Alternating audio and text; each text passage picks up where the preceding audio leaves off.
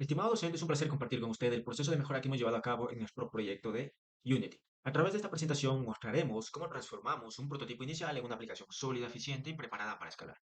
Partimos de un tutorial de YouTube que generó un prototipo funcional, pero con un código muy acoplado, mezcla de lógica y duplicación. Pero esta base nos permitió validar la jugabilidad rápidamente, aunque dejó en evidencia problemas de mantenimiento y extensión. La fase uno, el prototipo rápido. ¿Cuál era nuestro objetivo en esta fase? Lanzar un juego jugable en un tiempo considerable.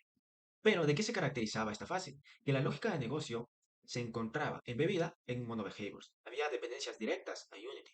Había ausencia de patrones y alta duplicación de código. Por lo tanto, existió una segunda fase, que es la refactorización y la arquitectura limpia. En esta fase se definieron capas como el dominio, entidades y reglas de negocio pura, la aplicación, nuestros casos de uso, la infraestructura y la presentación. Además, se utilizó lo que es inyección de dependencias con Seque para desacoplar implementaciones. A su vez, aplicamos lo que son los principios SOLID y patrones de diseño. Aplicamos responsabilidad única. Cada clase tiene una sola razón de cambio. Open Close, código abierto a la extensión pero cerrado a la modificación. Se aplicó Liskov, Interface Segregation, Dependency Inversion, aplicados a nuestros casos de uso. Y se utilizaron algunos patrones, como el Factory Method para instanciar estrategias de ataque, el Strategy para intercambiar dinámicamente la lógica de navegación, y otros patrones más como el Observer, el Repository y el Singleton. A su vez, se implementó lo que es un sistema de persistencia, que permite guardar y recuperar el estado de la partida. ¿Qué obtuvimos o qué beneficios obtuvimos con esta aplicación? Modularidad. Los componentes son más independientes, es más escalable y nuestro código es más mantenible.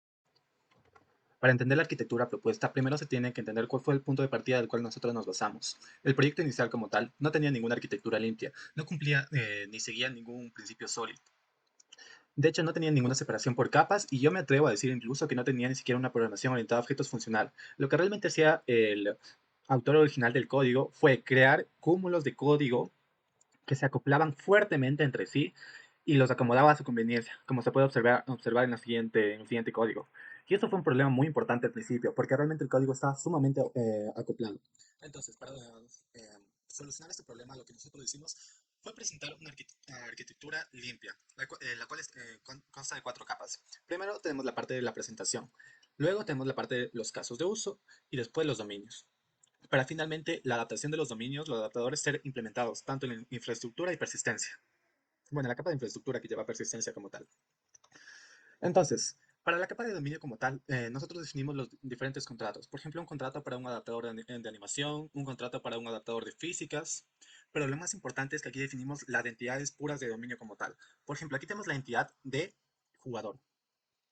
En la entidad de jugador, como se puede observar, este cumple diversos contratos. Por ejemplo, un jugador es una entidad que es movible, atacable, curable, dañable, saltable y que puede correr. Y es que básicamente en los contratos de entidad, básicamente te dice, tú para ser una entidad atacable, una entidad dañable, una entidad curable, tienes que cumplir estos métodos que yo te proporciono. Una entidad saltable como tal. Entonces, en la misma capa de dominio nosotros definimos los contratos de comportamiento. Por ejemplo, yo como contrato de comportamiento se puede observar aquí que se espera un tipo de objeto anónimo de tipo T. Entonces se dice, yo como un comportamiento saltable espero una entidad que sea saltable. Yo como un contrato de comportamiento que se puede, a ver, yo como un contrato de comportamiento para mover espero un objeto que se pueda mover. Yo como un contrato de comportamiento saltable espero una entidad que pueda saltar, básicamente. Estos contratos de comportamiento que, como se explica, básicamente esperan una entidad de su dominio, de su tipo como tal, se los utiliza dentro de la capa de aplicación. En la capa de aplicación tenemos diferentes aspectos, como los DTOs para la limpieza de datos, algunos servicios y obviamente los casos de uso. Entonces, por ejemplo, para el movimiento del jugador como tal. El movimiento del jugador como tal se espera contratos de comportamiento de movimiento, para saltar, de comportamiento para saltar, un contrato de comportamiento para correr. La implementación de dichos contratos de comportamiento están en la capa de infraestructura como tal. La capa de infraestructura obviamente implementa los diferentes contratos, que ya sería este ya depende como tal del framework de Unity como tal. Tiene los diferentes contratos, por ejemplo, para el adaptador de animación, para el adaptador de físicas, pero lo más importante para los adaptadores de comportamiento. Entonces, por ejemplo, este es el contrato Contrato de comportamiento para un jugador en mono behavior. Entonces, este implementa diferentes contratos de comportamiento. Un contrato de comportamiento para mover, un contrato de comportamiento para saltar, un contrato de comportamiento para correr, que espera un tipo de entidad. Un tipo de identidad, ¿qué tal? ¿De qué tipo? Movible, saltable, mo- eh, movible, saltable o que pueda correr, obviamente. Una parte que se me pasó mencionar y que es muy importante es que realmente las entidades como tal hacen una dependencia de inversiones y segregación de interfaces como tal, porque obviamente dependen de una interfaz, están invirtiendo en ella y están segregando qué interfaces quieren como tal. Un jugador como tal es movible, atacable, curable, dañable, saltable y que puede correr. Pero por ejemplo, un enemigo caballero no. Este solo se puede mover, puede atacar, puede recibir daño y puede de hecho poner como que tiene un objetivo en mira como tal. Ahora, volviendo a los contratos de comportamiento como tal, para el movimiento. Simplemente, como lo menciono, ¿qué es lo que espera un contrato de movimiento? Espera una entidad de su dominio. Por ejemplo, un contrato de movimiento espera una entidad que se pueda mover. ¿Y qué es lo que hace? Es que se puede mover o cambiar de dirección. Y eso es lo que hace directamente. Dice, implementa los métodos para mover o para cambiar de dirección, face direction. Entonces simplemente le dice, jugador, tipo de entidad movible, ¿me puedo mover? Y la mueve. Eso es lo que hace. Y, entonces, y los adaptadores de animación y de físicas, porque esto obviamente son adaptadores, es lo que realmente hace la conexión entre el mundo de Unity y entre el dominio puro como tal. Porque el dominio como tal solo contiene lógica de dominio pura. En los contratos, los adaptadores de animación, de física, son los que realizan los diferentes movimientos y los que se conectan con el mundo de Unity como tal. Y ahora, un punto que también me concierne es básicamente cómo nosotros aplicamos el patrón observer. El patrón observer como tal, la forma habitual es crear una interfaz la cual se le hace que dependa a una clase. Sin embargo, hay un punto muy importante aquí y es que C Sharp te da la gran flexibilidad de poder suscribir métodos como tal. Eso es muy, muy valioso. ¿Por qué? Porque ya no tenemos que suscribir clases enteras a una acción. O ya no tienen que una clase entera escuchar una acción como tal. Simplemente un método en específico reacciona como tal. Lo que tenemos obviamente son métodos para suscribir a los oyentes, para desuscribirlos y para notificarlos a los oyentes. Un punto importante también es que se puede observar aquí el observer como tal, la clase observable espera un tipo anónimo tipo T. Y esto es muy importante porque da una gran flexibilidad.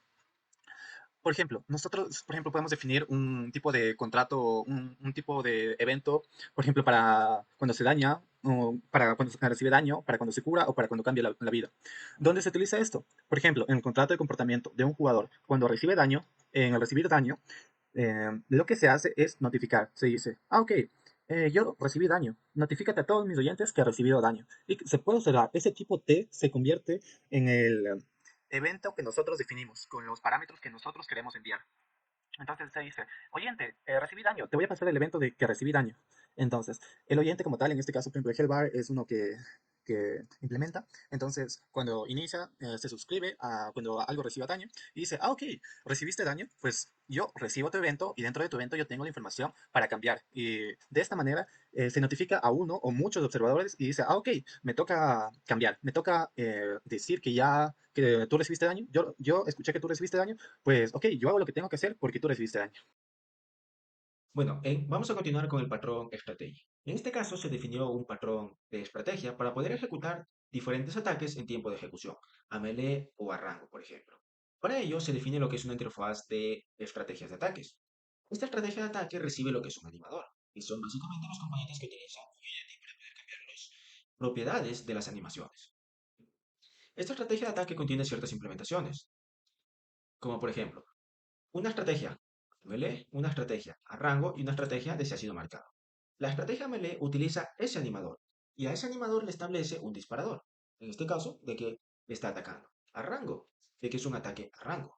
Y de target, que ha sido marcado básicamente. Este patrón se complementa con el patrón Factory Method. Y en este caso vamos a generar una fábrica para poder generar las estrategias en tiempo de ejecución. En este caso se define lo que es una interfaz comportamiento, que es crear una estrategia en base a algún tipo de ataque. Este tipo de ataque puede ser a melee, a rango o si ha sido marcado. Este de aquí devuelve lo que es una estrategia de ataque, como lo vimos anteriormente. Si nos vamos a la implementación de esta fábrica, vemos que tenemos el Factory Method, pero en su forma más sencilla. Es decir, nosotros tenemos un switch y devolvemos en base al tipo qué estrategia de ataque queremos utilizar. podemos utilizar lo que son diferentes clases y que esa clase devuelva alguna estrategia de ataque. Sí, pero en este caso se utilizó una forma sencilla debido a que el código no era tan complejo para este punto. Ok, ahora, ¿cómo se utilizan ambos? Por ejemplo, nosotros tenemos lo que es un Player Input View, que básicamente es el que maneja los ingresos del jugador en el juego. Para ello nosotros tenemos lo que es un melee attack, que utiliza lo que es un input receiver. Básicamente recibe los ingresos y dependiendo del ingreso, por ejemplo, si va a ser un ataque melee, realiza un ataque melee. Si es un rango, hace un rango. Ahora, este input que contiene es una interfaz. Básicamente estamos desarrollando a la interfaz y no a la implementación. La implementación de esta interfaz contiene lo que es. Contiene un caso de uso. Este caso de uso, básicamente para el jugador, permite manejar el ataque. ¿Cómo? En base al tipo de animación que queramos. Por ejemplo, si es a melee, le decimos, es una animación de ataque a melee. Si es a rango, es una de rango. Ahora, ese caso de uso internamente va a utilizar lo que es una fábrica. Y en base al tipo va a generar la estrategia, como lo vimos anteriormente. En el switch se genera la estrategia. Y finalmente tenemos un comportamiento de ataque, que ya vimos que era de un tipo player anteriormente. Por lo tanto, en base a esa estrategia, atacamos. Es decir, este comportamiento recibe una estrategia y ataca.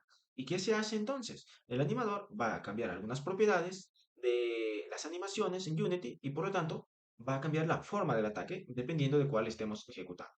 Ahora expliquemos lo relacionado al sistema de persistencia. Para esta sección he preparado un pequeño documento con algunos aspectos claves relacionados al sistema de persistencia.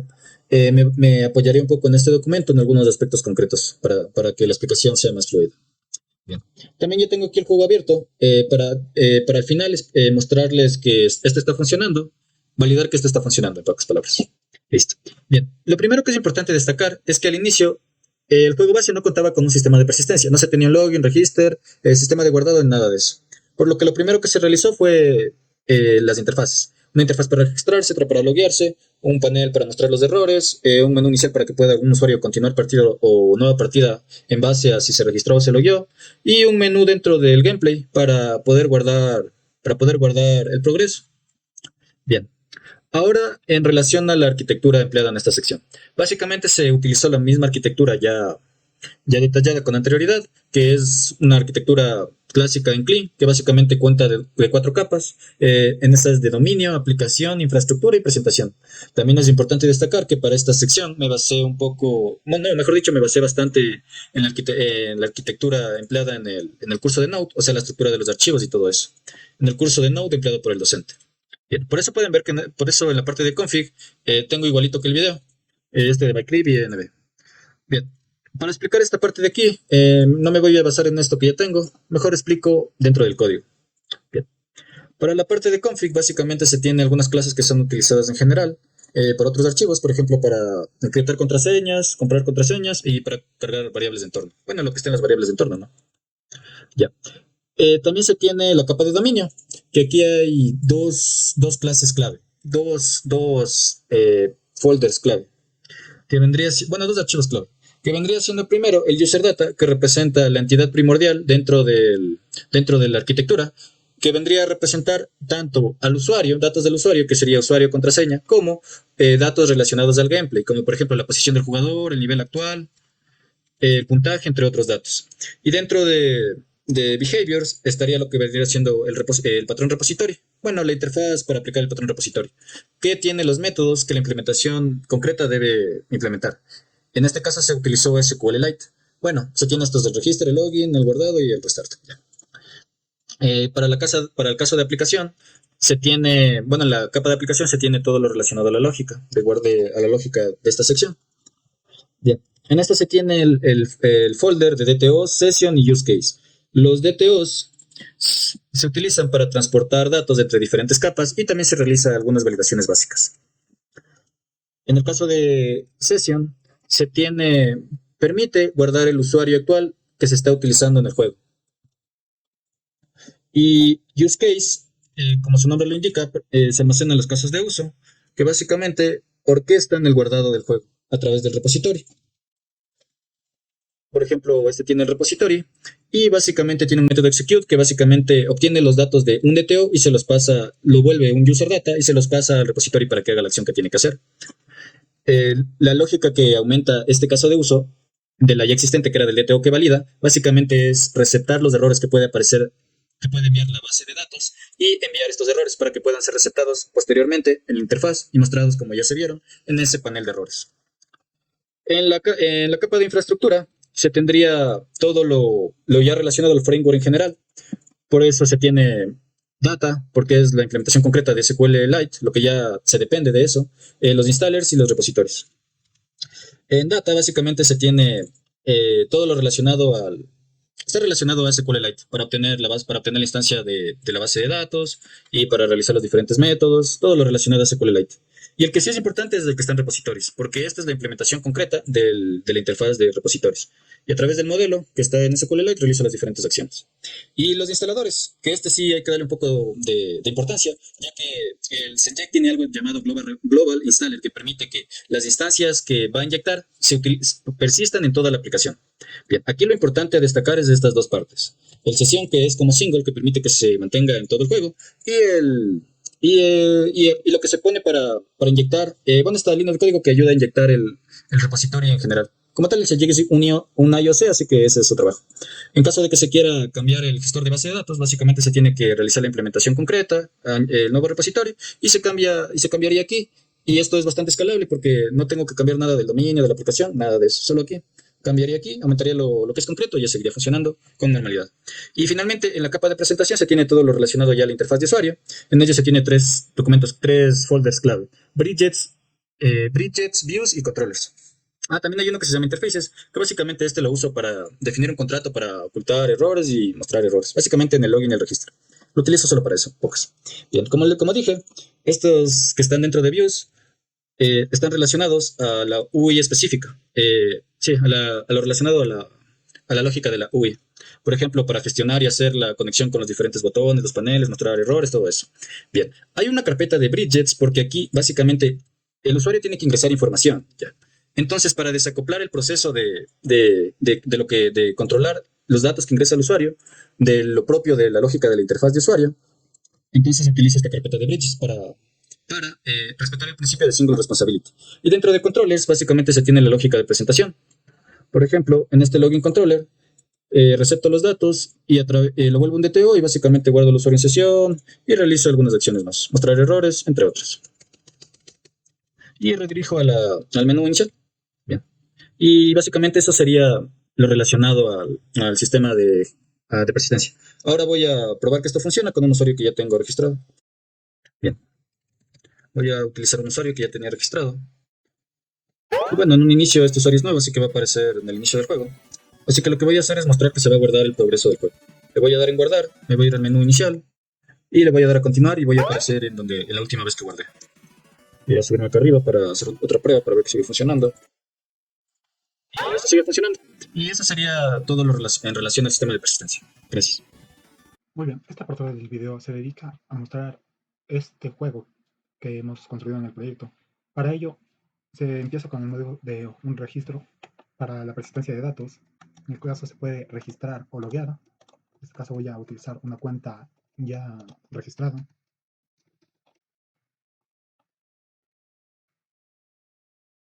Tras esto vamos a poder iniciar el juego o continuar con el que ya estemos. ¿A qué me refiero con eso? Podemos encontrarnos en un punto del juego, guardarlo y regresar a ese punto tras salir.